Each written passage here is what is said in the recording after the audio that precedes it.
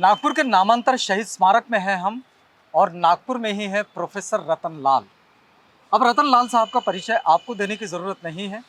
इतिहास के प्रोफेसर हैं दिल्ली विश्वविद्यालय से। और एक बड़ी महत्वपूर्ण बात कि एक ऐसे प्रसिद्ध वक्ता जो अम्बेडकरवाद को विश्लेषित करते हैं अपने भाषणों के ज़रिए, अपने लेखन के ज़रिए। और साथ ही साथ आपको बताएं कि अपनी पूरी स्वतंत्र पत्रकारीय संवेदनाओं के साथ अम्बेडकर नामा में हाजिर हो जाते हैं। सर, आपका स्वागत। शुक्रिया शुक्रिया। सर, बात तो हम यहाँ से शुरू करना चाहेंगे कि जो आपका आगमन ही नागपुर में हुआ है, दलित पैंथर के 50 साल का ये जो जलसा है, इस जलसे में, जिस जलसे में कविताएं हैं, नाटक है, साहित्य है, भाषण है और बहुत सारे लोगों का मेल मिलाप है। लेकिन एक इतिहास के आप छात्र कहते हैं, हम प्रोफेसर कहते हैं। नहीं, तो एक छात्री होता है। तो एक प्रोफेसर के रूप में, इतिहास के संशोधक के रूप में और उसके एक अभ्यासक के रूप में आप दलित पैंथर को कैसा देखते हैं? सबसे पहले तो नागपुर जब मैं आता हूँ तो इतना लोग खाना खिलाते हैं और इतना लोग भाषण दिलवाते हैं अच्छा, कि मेरे गले की हालत आप मतलब देख दोनों एक सी हो गए बातें। लीजिए। हाँ, तो जितना खिलाते हैं उससे ज़्यादा बुलवाते हैं। अच्छा। हाँ, तो बोलते बोलते अब गला बैठ गया हुआ है। चलिए, लेकिन हमारे और दर्शकों के लिए आपको ये बताना तो होगा कि हाँ, आप दलित पैंथर को कैसा समझ रहे हैं? नहीं देखिए, कल मैं था, मैंने जो भाषण दिया आप लोग सुना ही होगा। जी। और बड़ा ही इवेंटफुल स्ट्रगल है। और बाबा साहब ने कई पौधे लगाए थे जो उनके जीवन के अंतिम वर्षों में पौधे के रूप में ही रहे। जी। और कई उन्होंने जो पौधे लगाए थे वो वृक्ष बन गए थे। मसलन आरपीआई पौधा ही था, मतलब आज़ादी के बाद उन्होंने जी बनाया हाँ था, जी। आरपीआई से लड़वा भी नहीं पाए बिल्कुल, चुनाव। 57 में उसका हाँ, उसके निर्माण पहले हुआ। शेड्यूल कास्ट फेडरेशन था, जी। उसके पहले इंडिपेंडेंट लेबर पार्टी था। लेकिन बाबा साहब का जो सपना था एक समतामूलक समाज बनाने का, बाबा साहब के जाने के बाद उनको उनकी पॉलिटिकल लिगेसी को, सोशल लिगेसी को, कल्चरल लिगेसी को आगे बढ़ाने वाले इंटेलेक्चुअल स्टेट्समैन की कमी हो गई। जो काम करना था पॉलिटिकल क्लास को, हम्म। तो परिनिर्वाण के बाद आप 56 में परिनिर्वाण होता है और 70-72 में आपका ये दलित पैंथर बनता है। तो 16 साल में जो सपना था वो पूरा नहीं हुआ होगा और उनके जो उत्तराधिकारी रहे होंगे, जिस तरीके से उनको काम करना चाहिए था वो काम नहीं कर पाए होंगे। तभी जाकर जो अत्याचार उत्पीड़न की दास्तान, मैंने जे बी पवार साहब की किताब थोड़ी सी पढ़ी है दलित पैंथर, और उसमें जो अत्याचार उत्पीड़न का जो वर्णन है वो अत्याचार बढ़े। पॉलिटिकल क्लास में एक चुप्पी थी और पढ़े लिखे कवि साहित्यकारों ने चलते चलते दो आदमी का नाम मुझे याद है और मैंने पढ़ा है, नामदेव ढसाल और जे बी पवार। राजा ढाले। राजा ढाले बाद में आए उसमें। हम्म। हाँ, बाद में आए। पहले दो लोग थे, इन्होंने चलते चलते ये बनाया और इसका इंस्पिरेशन उन्होंने लिया कि ब्लैक पैंथर मूवमेंट अमेरिका से। और मैं जे बी पवार साहब का मैंने एक्सटेंसिव इंटरव्यू किया है और समझने की कोशिश की है। उन्होंने कहा कि हम नाम से तो लगता है कि पैंथर बहुत ही वायलेंट तरह का मूवमेंट रहा होगा। मैं भी बहुत ज़्यादा नहीं जानता था पहले, हम्म। और जाहिर है कि एक आदमी सब कुछ नहीं जान सकता है बिल्कुल। और उसके लिए पढ़ना पड़ता है। हम्म। तो उन्होंने कहा कि नहीं, अ, हम लोग कोई बाबा साहब के अनुयायी हैं, हम लोग कोई वायलेंस नहीं करते थे। तो मैंने कहा फॉर्म ऑफ प्रोटेस्ट क्या था, कैसे अच्छा। लोग प्रतिरोध करते थे? हम्म। तो उन्होंने समझाया कि जैसे कहीं पानी के तालाब में या कुआं में कोई इसमें कचरा डाल दिया, कोई सवर्ण दलित बस्ती में, तो हम लोग सुबह छापेमार दस्ता 1000-2000 आदमी पहुंचते थे, उसके जगने से पहले उस जमींदार को पकड़ के ले जाते थे और उसी का पानी पिलवाते थे। अच्छा। हाँ, तो एक संवैधानिक तरीका है ये भाई, तुम भी पियो जब दूसरे को पिला रहे हो। तो जितना भी इस तरह का प्रोटेस्ट हुआ, तो प्रोटेस्ट का एक मैसेज होता है, प्रतीकों का एक मतलब होता है। तो इससे उन्होंने समझाया कि महाराष्ट्र में पूरा एक तरह से ऐसे अत्याचारियों पर, सामंतों पर एक दहशत फैल गई कि बॉम्बे से दलित पैंथर वाले लोग आ लेकिन जाएंगे। लेकिन सर, इसमें एक बात तो ये भी रही है कि जो इस तरह का प्रतिरोध तो दिखाई दिया नामांतर के ये दलित पैंथर के आंदोलन में। लेकिन इसके साथ और भी चीजें खड़ी होती गई, जो जिसका प्रतिबिंब हमें साहित्य में दिखाई देता है, एग्जैक्टली, कविताओं में दिखाई वही देता मैंने है। कहा कि ये जी। आंदोलन ही कवियों और साहित्यकारों ने शुरू किए। हम्म। लिखने पढ़ने वाले एक्टिविस्ट, हम्म। नौकरी पेशा वाले एक्टिविस्ट, जे बी पवार तो नौकरी में थे, जी। उन लोगों ने शुरू किया। और जिस कॉर्नर से प्रोटेस्ट होना चाहिए था वहां से नहीं हुआ, अच्छी बात है। ये नाटककार, संगीतकार, ये सब अपने समय के ज्वलंत प्रश्नों पे सवाल उठाते हैं बहुत सारे लोग। जी, हम लोग भी अपने समय के ज्वलंत प्रश्नों पे सवाल उठा रहे हैं। जाहिर सी बात क्या है। रिजल्ट होगा नहीं होगा मैं असेस नहीं कर सकता, मैं ज्योतिषाचार्य नहीं हूँ, लेकिन एक महाराष्ट्र ने एक रास्ता दिखाया, लेकिन बहुत जल्दी वो आंदोलन उसको जो है डिसॉल्व करना पड़ा और एक स्वतः स्फूर्त आंदोलन की तरह जिसका बहुत ही लंबा इम्पैक्ट पड़ा। और आज भी मैं मिल रहा हूँ लोगों से, तो भले ही दलित पैंथर एक ऑर्गेनाइज्ड ग्रुप संगठन नहीं है, लेकिन उसके कार्यकर्ता हर जगह मौजूद हैं।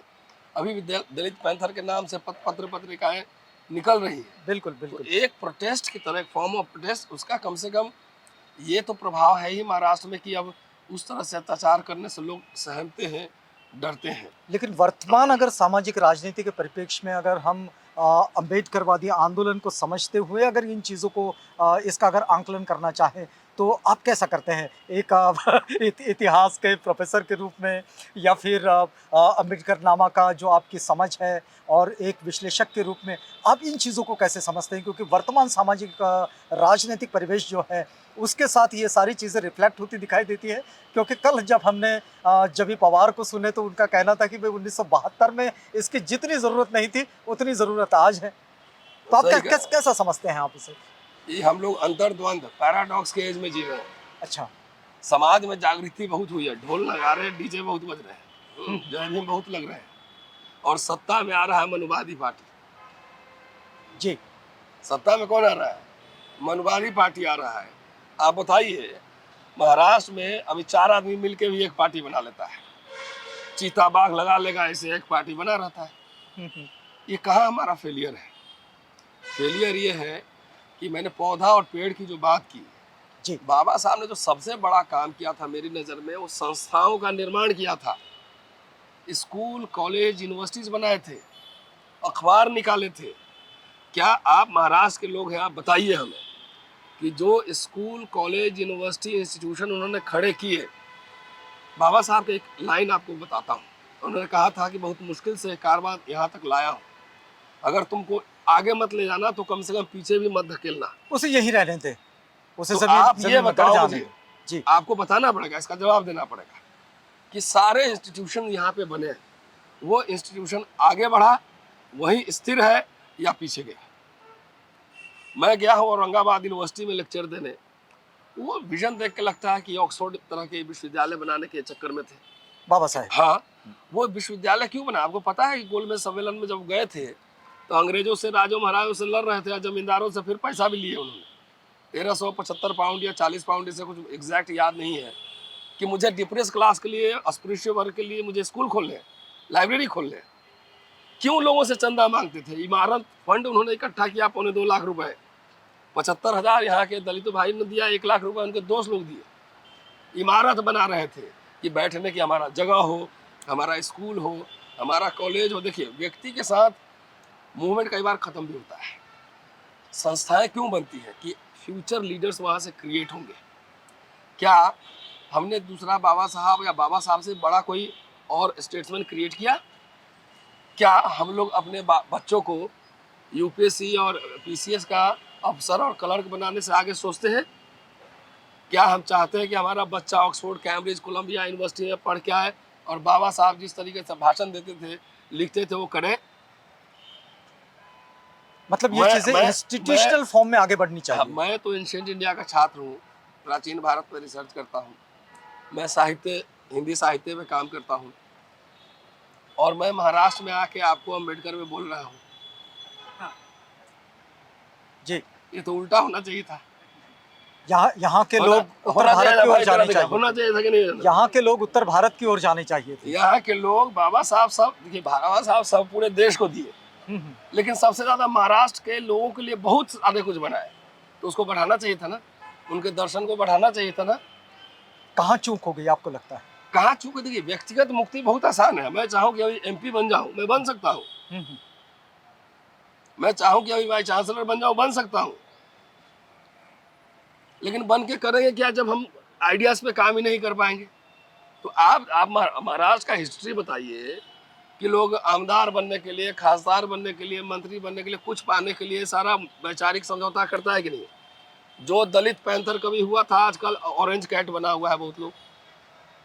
बना है कि नहीं बना? ऑरेंज कैट समझ गए, जी। संतरा गैंग, हम्म, आहत भावना हम्म, गैंग का हेडक्वार्टर इधर ही है, हैं? हम्म, तो वो चले गए उधर, क्यों चले गए भाई? आप तो जानते हैं मेरे ऊपर इतने मुकदमे होते रहते हैं, पता है ना आपको, हम कहीं भागे हैं? अरे एक शिक्षक हूँ, तनख्वाह मिलती है, काफी है। अम्बेडकर नामा महाराष्ट्र में खुलना चाहिए था कि दिल्ली और बिहार का आदमी खोलना चाहिए था, ये बताइए मुझे। वैसे खोलना तो सभी ने चाहिए था, लेकिन नहीं आपने खोला, ये बड़ी अच्छी बात नहीं होगी। नहीं, वो तो अच्छी बात है ही। मैं कह रहा हूँ आपको यहाँ इंस्टीट्यूशन बने ना, उसमें अच्छे अच्छे बच्चों को पढ़ाना चाहिए था, उसको हिस्टोरियन बनाना चाहिए। देखिए खाली एमएलए एमपी के चक्कर में रहिएगा तो आपकी आज़ादी चली जाएगी। आप क्या मानते हैं कि इन सारी चीज़ों को ठीक करवाने के लिए, जैसा कि कल भी आप कह रहे थे कि भाई लीडरशिप बिल्डिंग का ट्रेनिंग होना चाहिए, भाई और बाबा साहब ने जो बनाया था ये रिपब्लिकन पार्टी, तो उन्होंने आमदार खासदार बनने के लिए एक ट्रेनिंग कॉलेज भी खोला था, आपको नहीं पता है?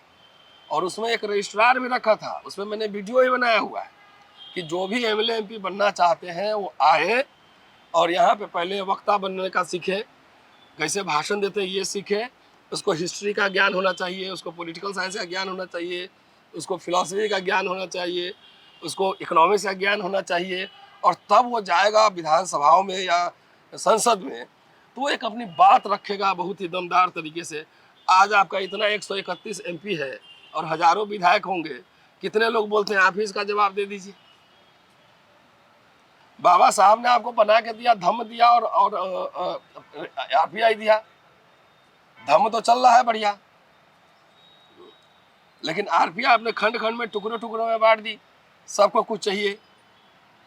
तो इतने बड़े आदमी की विरासत जो है इतने छोटे छोटे टुकड़ों में अगर आप उसको बेचेंगे तो जाहिर है कि आरक्षण तो खत्म हो गया। कोई आमदार खासदार बोलता है इस पे, बताइए कौन लोग बोल रहा है? वो दिल्ली में 5-10 एक्टिविस्ट लोग हैं, वो हंगामा करता है, हाँ? कुछ यहाँ पे है, कुछ वहाँ पे है, बिखरे हुए लोग सोशल एक्टिविस्ट कर रहे हैं, आप कर रहे हैं, पत्रकार कर रहे हैं, ये लोग कर रहे हैं ना। पॉलिटिकल क्लास क्यों नहीं बोलता? इसलिए कि हमने बच्चों को लीडर बनाया ही नहीं। अपने बच्चों को बोलते हैं भाई पीसीएस कर लो, बाबू बन जाओ, क्लर्क बन जाओ, अफसर बन जाओ, और 60 साल जब रिटायर हो जाना तो आना मिशन चलाने। तो हमारे जो सांस्कृतिक और राजनीतिक शत्रु हैं उनके उनके नौजवान लोग मिशन चला रहे हैं, और हमारे लोग जो है वो रिटायर्ड लोग चला रहे हैं, उनका बहुत सम्मान है। लेकिन लीडरशिप और मूवमेंट चलाने के लिए इतिहास और पूरा ज्ञान का जब तक नहीं रहेगा मामला, तब तक वो बनता नहीं है। बात मास लीडर्स बनाने पड़ते हैं। तो हमारे रिटायर्ड तो लोग ये सब बनाने का उपचार आप क्या देखते हैं? अब मेरे पास तो अभी कोई रेडीमेड तरीका नहीं है।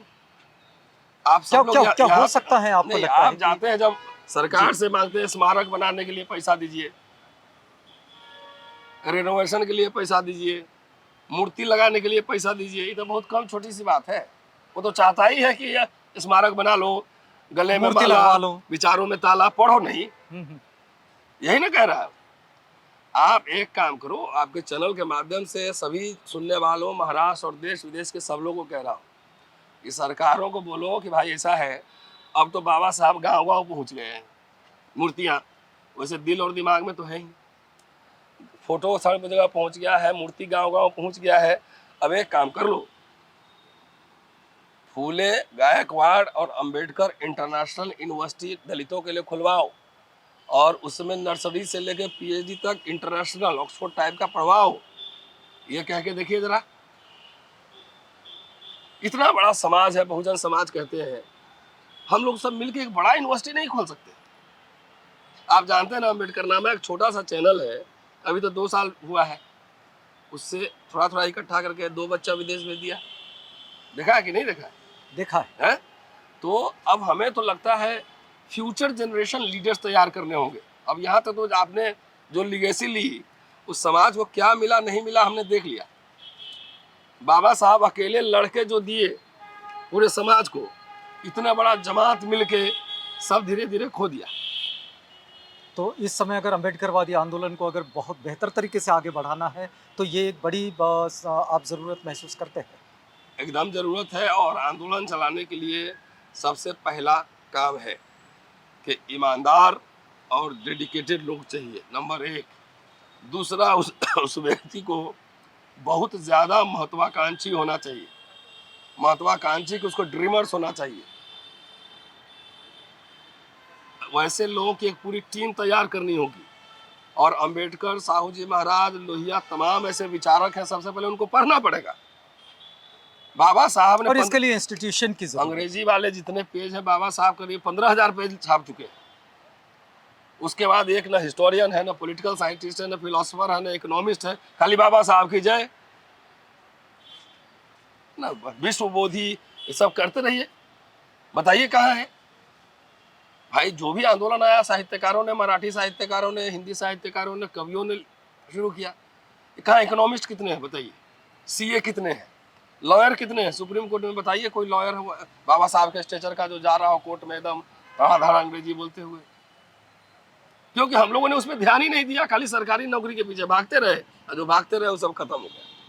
हम बातचीत कर रहे थे प्रोफेसर रतन लाल से, और देखिए कि जिस टिस के साथ वे खड़े हैं इस समय नामांतर शहीद स्मारक में नागपुर के, एक प्रोफेसर एकेडमिशियन होता है, एक समझ रखता है, संवेदनशील है, तो ये मानना भी है कि जब तक इंस्टीट्यूशनलाइज न हुआ जाए और एक फ्यूचर लीडरशिप को बिल्ड करने का कोई ट्रेनिंग इंस्टीट्यूट न बनाया जाए, इस काम को आगे बढ़ाना बहुत मुश्किल है, और ये काम अपने आप में एक चुनौती है। सर, शुक्रिया, आप नागपुर में आकर हमसे बातचीत की, इस पूरी बातचीत के लिए आपका बहुत धन्यवाद। शुक्रिया, थैंक आप यू। बने रहिएगा आवाज़ के साथ, प्रोग्राम आगे भी जारी है।